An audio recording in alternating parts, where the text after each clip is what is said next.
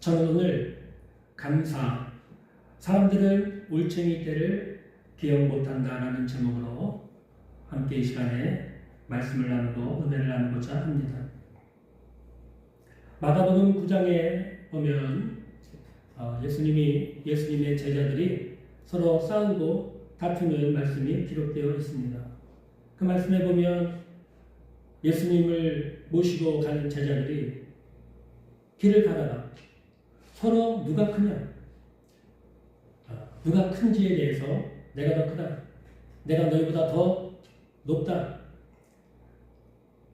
이렇게 서로 누가 더 큰지에 대해서 말싸움을 하고 다툼을 했다는 것이죠.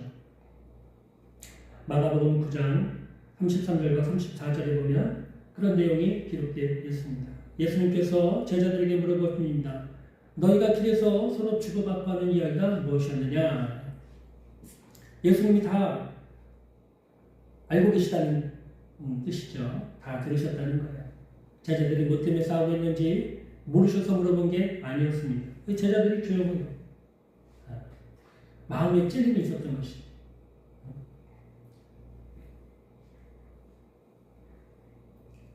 그리고 예수님이 제자들에게 하시는 말씀이 누구든지 크고 작은 자는 섬기는 자가 되고 낮은 자가 되어야 된다. 그런 말씀을 제자들에게 하십니다.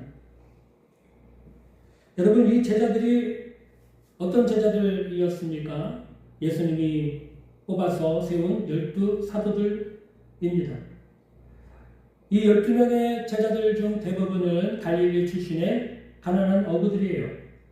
출신도 없고 배경도 없고 배운 지식도 별로 없는 사람들이 대부분입니다. 왜 이런 사람들이 길을 가다가 네가 크냐 내가 크냐, 네가 잘났느냐 내가 잘났느냐, 네가 높으냐 내가 높으냐, 이걸 가지고 싸우게 됐을까요? 그것은 예수님이 공생의 사역을 시작할 때에 예수님께서 성령의 권능을 받아서 사람들의 병을 고치고 귀신을 쫓아내고 죽은 자를 살리고 하나님의 말씀을 권위 있게 가르침으로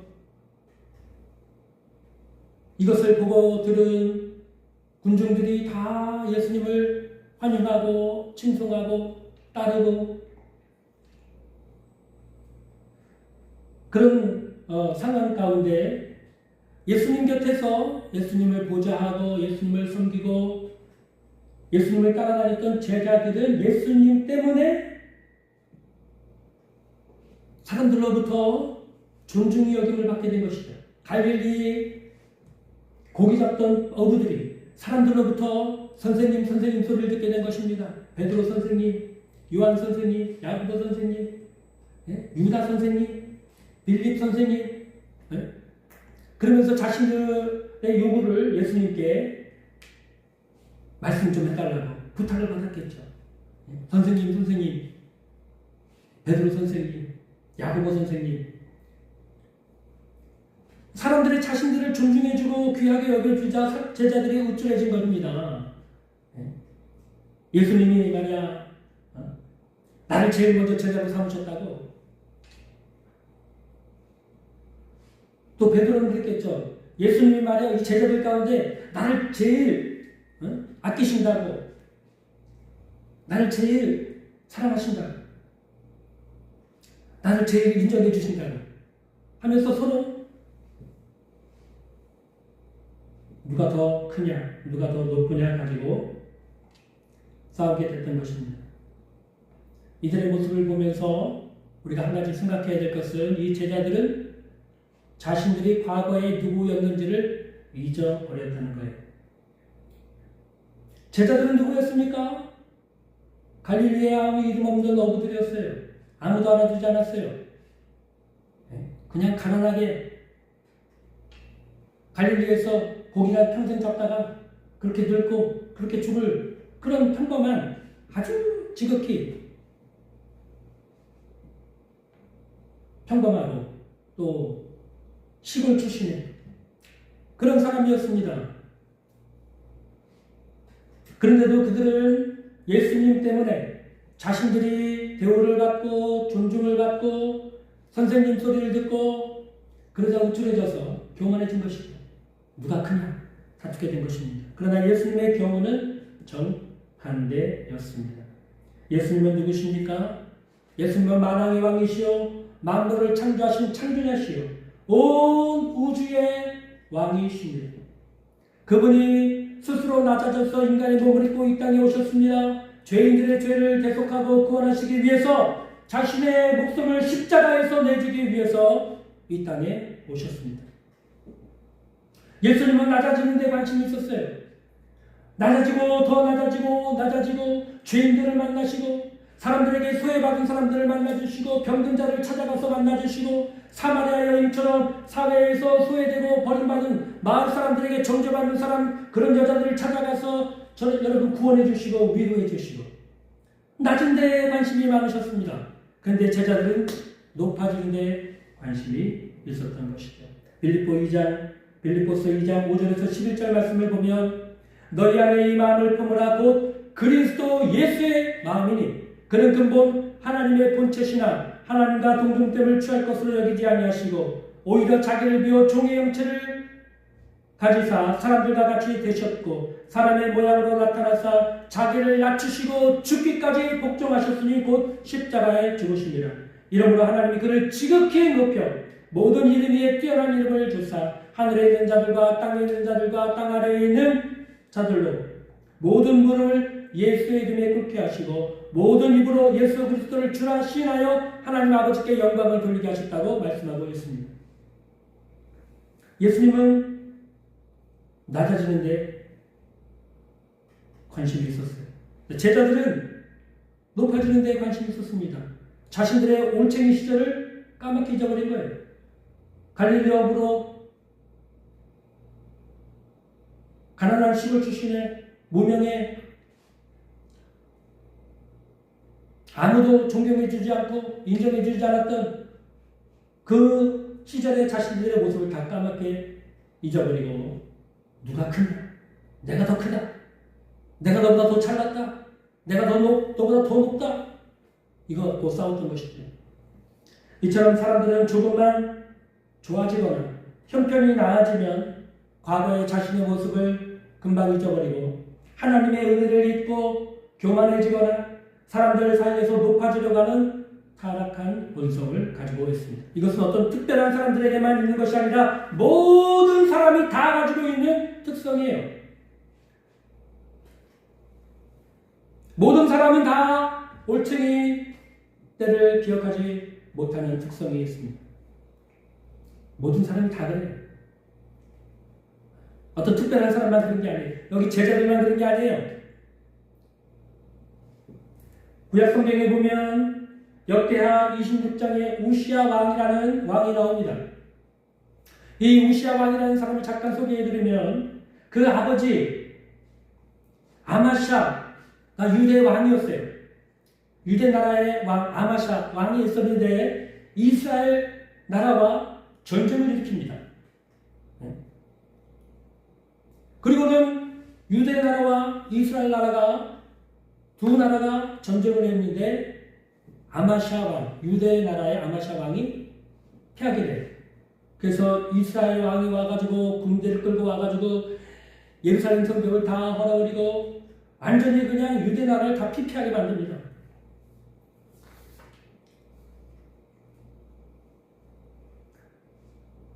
그리고는 명복상의 왕의 이름만 남겨놓고는 목숨만 살려두고 돌아가요. 그러자 신하들이 일어나서 그 아마샤 왕을 암살해서 죽입니다. 나라를 완전히 망쳐버렸으니까요. 그런데 백성들이 그 아마샤 왕의 아들인 우시야가 있었는데 그 우시야가 15살 됐을 때 유대 백성들이 우시야를 왕으로 천거를 해서 유대 나라의 왕으로 세웁니다. 15살의 왕이 돼요. 그리고 그때 선지자 스가랴가 활동하던 시대여서 어릴 때부터 이 스가랴 선지자의 조언을 들어서 나라를 잘 다스렸어요. 그리고 점점 강성해집니다. 나라가 부강해지기 시작합니다. 네. 많은 나라들로부터 조공을 받게 되고 대접을 받게 됩니다. 그러자 이 우시아의 왕의 마음이 교만해져서 하나님의 성전에 들어가서 제사장만 할 수 있는 제단에 분양하는 일을 하려고 향로를 들고 들어가게 됩니다. 그러자 제사장들이 말해요. 왕이시여 이렇게 하면 안 됩니다. 이거는 하나님의 제사장만이 할 수 있는 일입니다. 그래서 우시아 왕이 화를 냅니다. 감히 왕이 내가 하겠다는데 너희가 감히 나를 말릴 수가 있어? 하고 막 버럭 화를 냈는데 그때 이 우시아 왕의 이마에 문둥병이 발하게 됩니다. 하나님이 치신 거죠.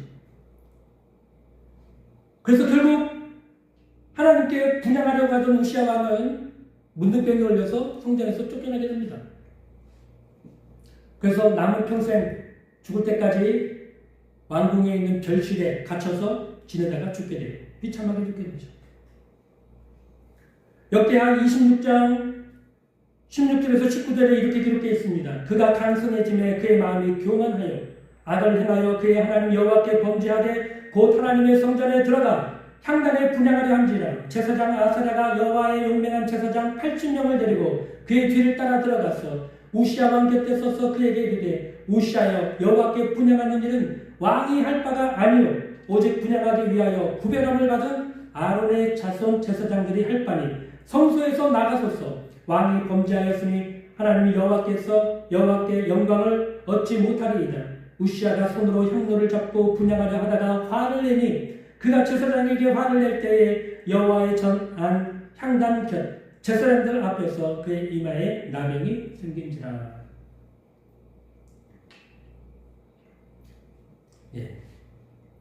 이 우시아가 어떤 왕이었습니까? 15살에 아버지는 백성들에게 신하들에게 암살을 당해서 겨우 목숨 하나 붙어서 살아있던 것. 예? 유다 나라 백성들이 그래도 왕의 자손이니까 왕으로 세워야 된다고 해서 겨우 이렇게 세워서 왕으로 세워주고 또 그 어릴 때에 하나님의 선지자 스가랴가 옆에서 조언을 해줘서 나라를 잘 다스릴 수 있도록 도와줬고 하나님의 은혜로 나라가 강성해지고 부흥해졌는데 교만해진 거예요. 나라가 강성해지고 부강해지고 힘이 생기자 교만해진 겁니다. 하나님의 성전에 들어가서 분양하는 것은 하나님의 제사장들, 레위의 지파에서 태어난 제사장들만 할 수 있는 일인데 자기도 하나님 앞에 나갈 수 있다. 교만해진 거예요. 그 마음을 품고 하나님 앞에 분양하려고 하다가 문둥병이 걸려서 비참하게 죽게 된 것입니다. 우시아 왕도 올챙이 때를 기억하지 못한 사람이었어요. 오늘 본문에 나오면 우리가 읽은 말씀은 레위기 23장 33절부터 44절까지의 말씀에 내용은 초막절을 지키라고 하는 말씀이 기록되어 있습니다. 이 초막절은 오늘날 추수감사절과 같은 의미를 갖고 있어요.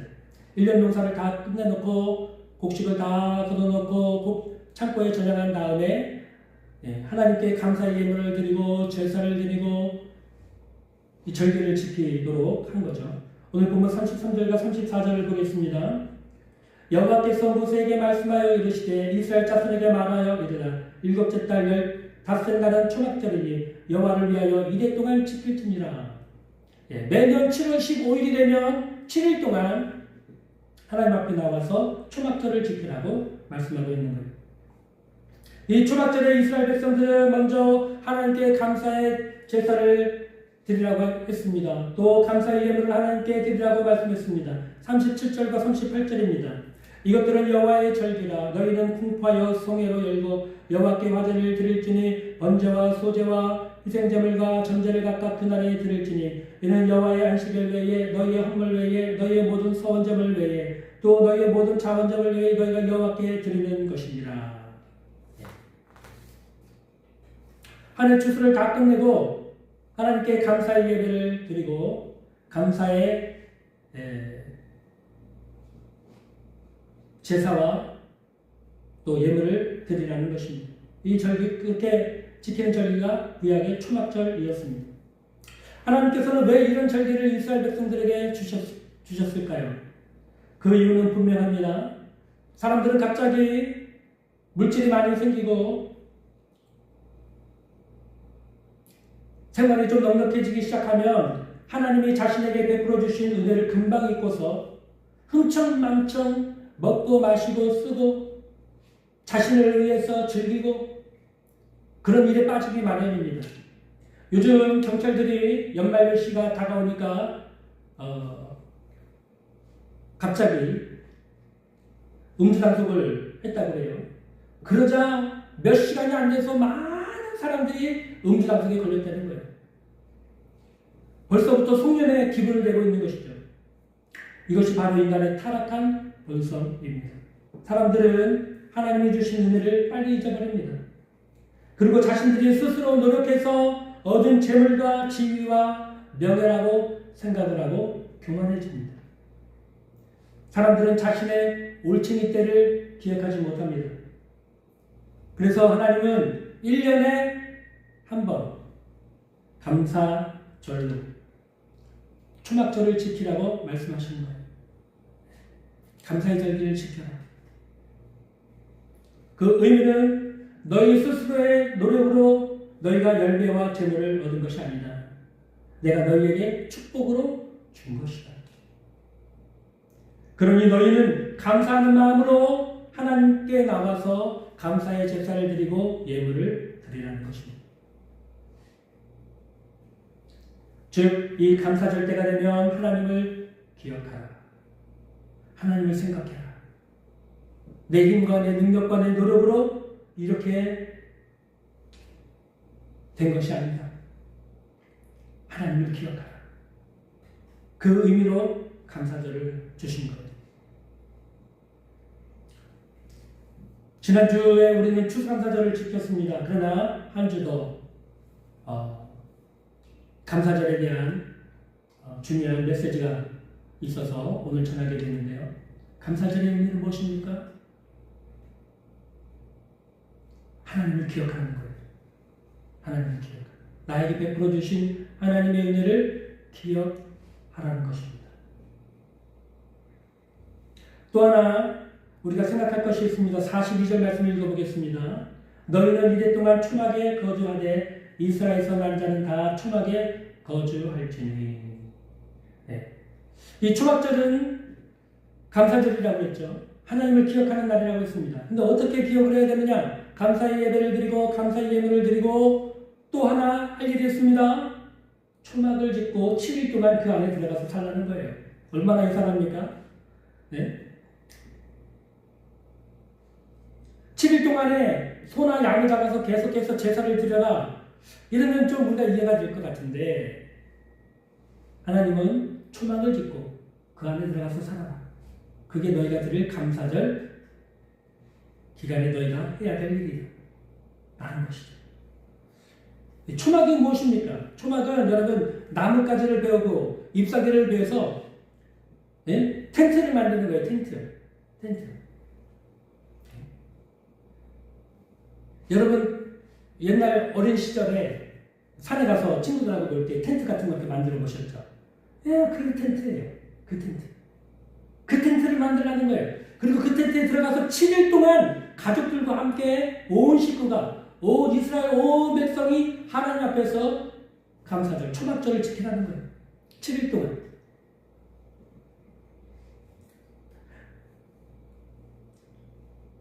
이 당시에도 물론 그렇고 오늘날도 마찬가지겠지만 잘 사는 사람들은요 돌로 집을 만들기도 하고 벽돌로 집을 만들기도 하고 대리석으로 만들기도 하고 공구리를 쳐서 아주 크고 멋있는 집을 만들고 기와집을 사서 사는 부자들도 있었을 거예요. 가난한 사람도 있었겠지만. 근데 지위고하를 막론하고 왕도 마찬가지입니다.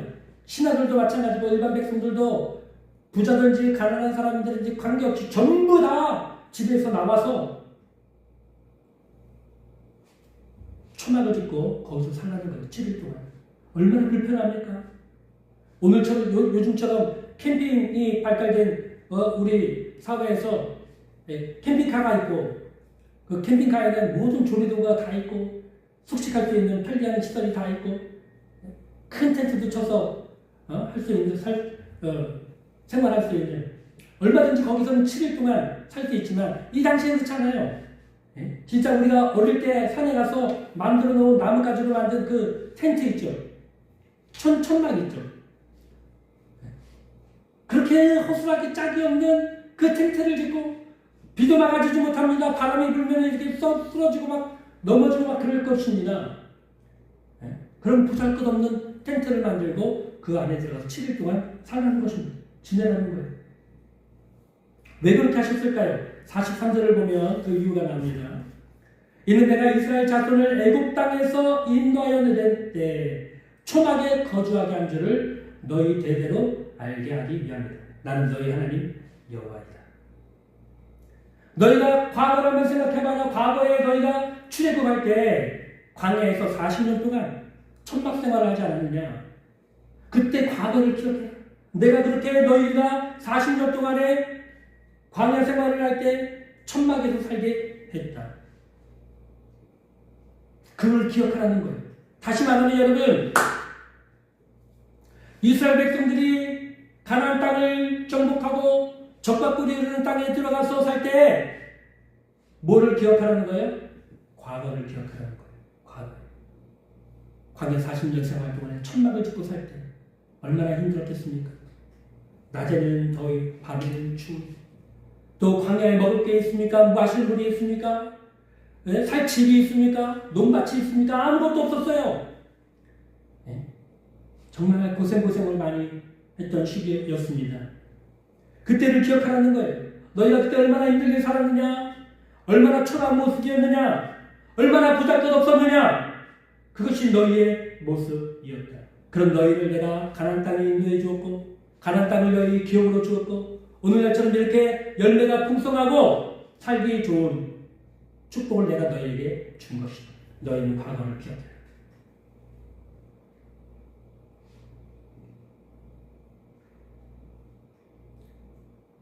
너희에게 올챙이 때가 있었다는 거예요. 너희는 가난한 때가 있었다. 너희는 보잘것없이 살 때가 있었다. 이때를 매년 기억하고 하나님께 감사를 드려라. 너희 자신이 교만해지지 않도록 내 힘으로 내 능력으로 내가 여기까지 왔다. 내가 내 능력으로 내 지혜로 내 힘으로 이렇게 잘 살게 되었다. 높은 지위를 갖게 되었다. 형편이 나아지게 됐다. 그렇게 생각하지 말라는 거예요. 여러분 구약 성경을 읽어보신 분들은 다 아시겠지만 이스라엘 백성들은 어떻게 됐습니까? 초막절을 지켰을까요? 안 지켰을까요? 안 지켰어요. 얼마나 불편합니까? 얼마나 고통스러운 일들이 많겠어요. 잘 사는 사람들, 집을 가지고 땅도 있고 기업을 다 받은 이스라엘 백성들이 집 놔두고 편안한 집 놔두고 집 밖에 나와가지고 보잘것없는 텐트, 나뭇가지로 만든 텐트를 치고 천막을 치고 거기서 7일 동안 일주일을 보내라고 하니 얼마나 불편했겠습니까? 하지 않은 거예요.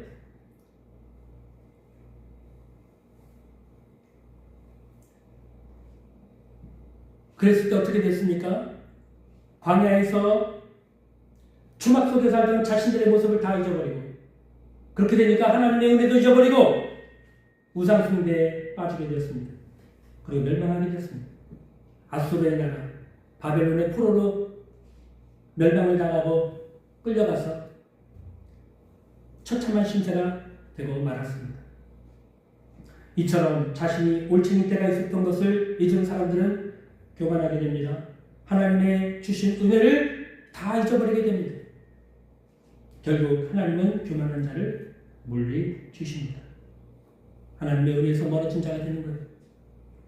사도 바울은 어떤 사람이었습니까? 그는 신약의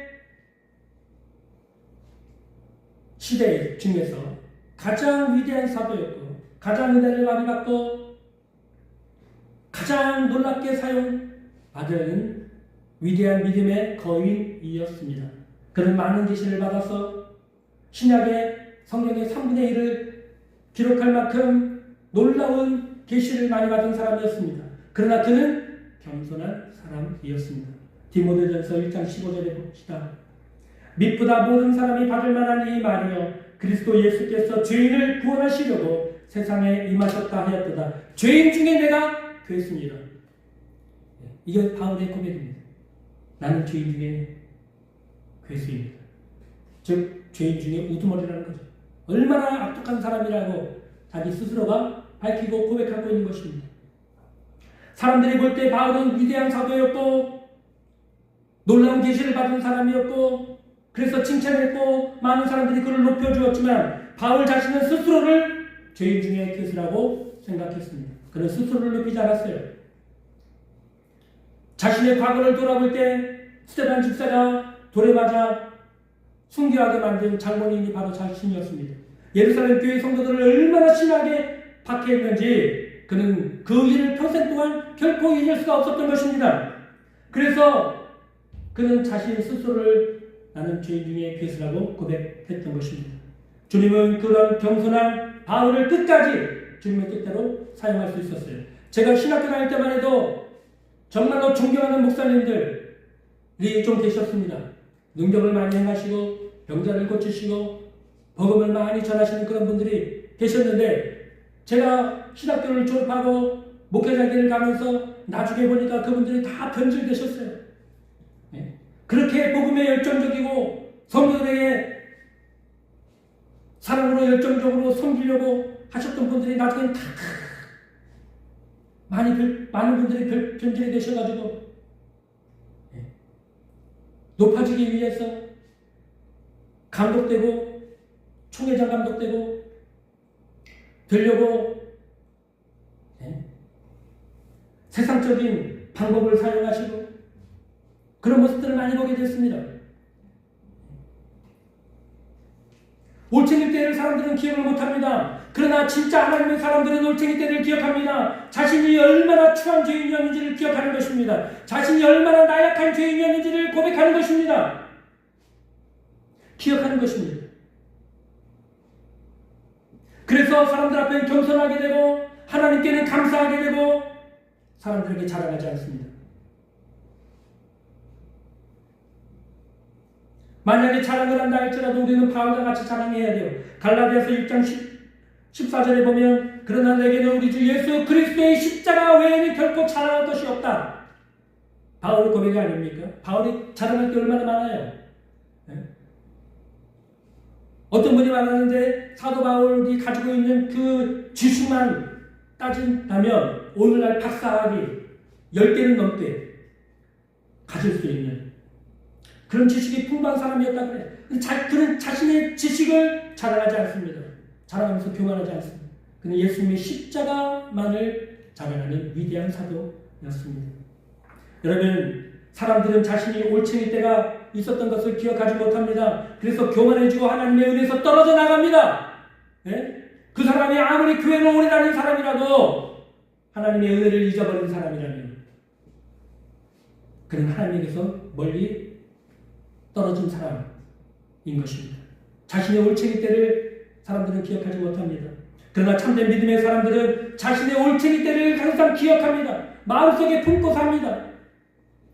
그리고 자신에게 주신 이 하나님의 은혜가 얼마나 귀한지를 아는 것입니다. 찬송가 305장에 보면 존 뉴튼 목사님이 이런 고백을 하지 않습니까? 나 같은 죄인 살리시 주의 놀라워 잃었던 생명 찾았고 광명을 얻었네. 나는 과거에 생명을 잃었었습니다. 그러나 지금은 찾았습니다. 나는 과거에 눈먼 장님이었습니다. 그러나 지금은 나는 보게 되었습니다. 과거를 생각하는 것. 과거에 자신이 얼마나 못난 사람이었고 부족한 사람이었고 죄인이었는지를 생각한 것입니다. 존 루트 목사님은 아마 평생토록 이 찬양을 부르면서 이 찬양의 가사를 생각하면서 겸손한 목사님이셨을 것입니다. 우리도 그렇게 살아야 합니다.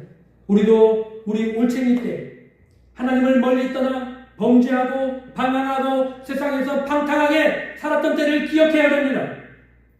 나 자신이 얼마나 추한 죄인이었는지 기억하고 회개하고 이 가을에 하나님께 깊은 감사를 드리는 그런 시간들이 되시기를 주님의 이름으로 축복합니다. 기도하겠습니다.